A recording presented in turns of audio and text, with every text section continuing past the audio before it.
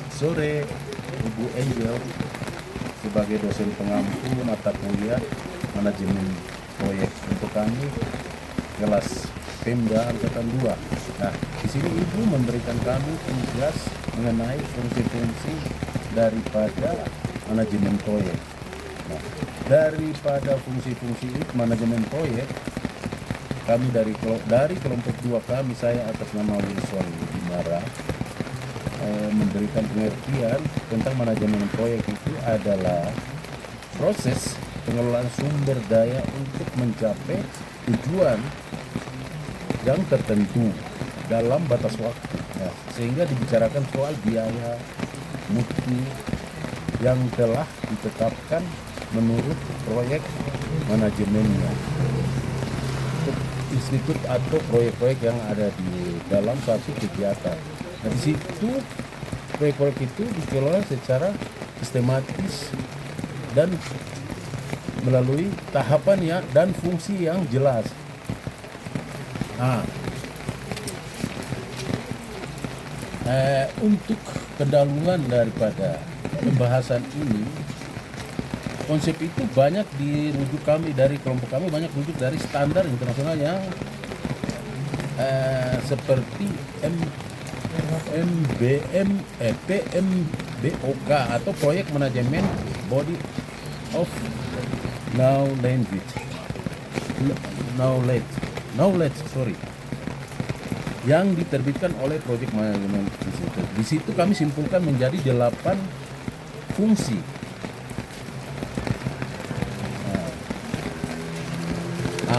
Fungsi-fungsi itu adalah 8 fungsi. Antara lain, 1, scoping atau fungsi-fungsi itu, 1 scoping atau ruang lingkup.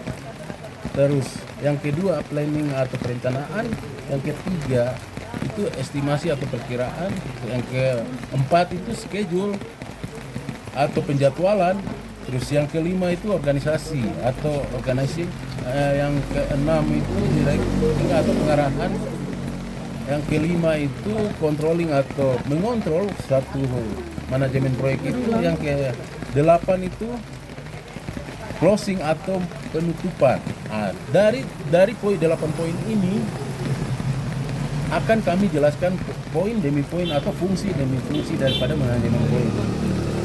Teman saya akan menjelaskan poin pertama. Silakan. Saya Marta Tabora. Scoping atau ruang lingkup. Scoping adalah proses menentukan batasan dan ruang lingkup proyek, termasuk apa saja yang akan dan tidak akan dikerjakan. Tujuan menghindari perluasan pekerjaan yang tidak terkontrol. Menetapkan tujuan dan hasil proyek secara jelas. Contoh, dalam proyek pengembangan aplikasi e-government ditentukan bahwa sistem hanya mencakup layanan perizinan online, tidak termasuk sistem kepegawaian. Jika ruang lingkup tidak jelas, proyek bisa melebar dan anggaran bisa membengkak. Saya Sofirin Ahmad menjelaskan fungsi yang kedua, planning atau perencanaan. Pengertian dari planning adalah proses menyusun rencana kerja untuk mencapai tujuan proyek, meliputi jadwal kerja, anggaran atau RAB, sumber daya, identifikasi risiko. Contohnya, menyusun rencana pembangunan jaringan internet selama 6 bulan dengan anggaran APBD. Perencanaan adalah fondasi utama keberhasilan proyek. Saya Abel Satya. Estimasi adalah proses memperkirakan kebutuhan biaya, waktu dan sumber daya proyek, meliputi estimasi biaya tenaga kerja, estimasi biaya material atau perangkat, estimasi durasi pekerjaan. Contoh, memperkirakan biaya servis, perangkat jaringan, serta honor tim IT dalam proyek sistem informasi. Estimasi yang tidak akurat dapat menyebabkan defisit anggaran atau keterlambatan proyek. Saya Miriam Minimo Maranaya, saya akan menjelaskan tentang scheduling atau penjadwalan. Pengertian dari scheduling adalah penyusunan urutan kegiatan proyek berdasarkan waktu pelaksanaan. Alat yang digunakan adalah Gantt chart, network diagram, timeline proyek. Contohnya, bulan pertama analisis kebutuhan, bulan kedua sampai bulan ketiga desain sistem, bulan keempat sampai ke-6 pengembangan, bulan ke-7 testing, yang bulan ke-8 implementasi. Penjadwalan membantu proyek selesai tepat waktu. Saya Doni Marian, organizing, pengorganisasian, pengertian. Pengorganisasian adalah pembagian tugas dan tanggung jawab dalam tim proyek, menentukan struktur tim, menetapkan peran dan tanggung jawab proyek, manajer, koordinator proyek, pengembang sistem, operator sistem, pengorganisasian yang baik, mencegah tumpang tindih tugas. Saya Daniel Belapo, di ranting pengarahan, pengertian. Ranting adalah proses memberikan arahan, motivasi dan kepemimpinan kepada tim proyek. Meliputi komunikasi, pengambilan keputusan, penyelesaian konflik. Contoh, proyek manajer proyek mengadakan rapat mingguan untuk mengevaluasikan proses dan memberikan arahan teknis.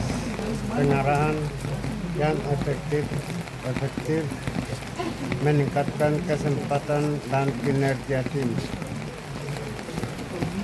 Nama saya Tina J. PascaliaTorias.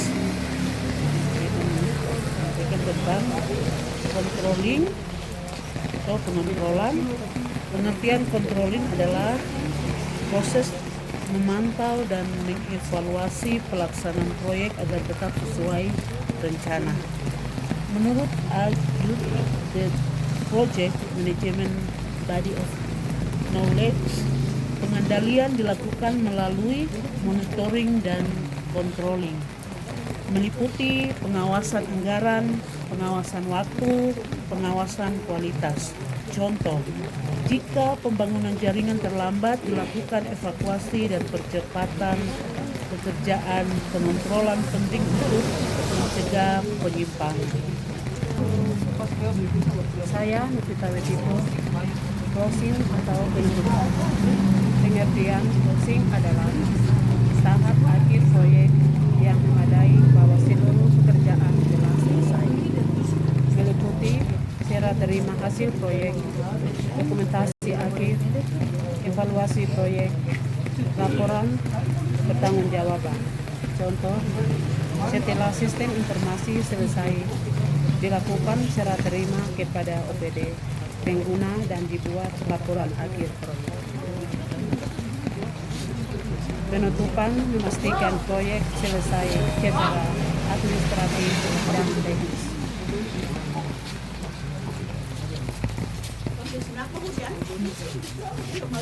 Dari semua semua poin-poin yang tadi, kami akan ambil keputusan bahwa ini adalah kesimpulan bahwa poin-poin tersebut adalah mengetahui bahwa ini manajemen risiko. Nah, di situ kami ambil kesimpulan bahwa manajemen proyek merupakan pendekatan planning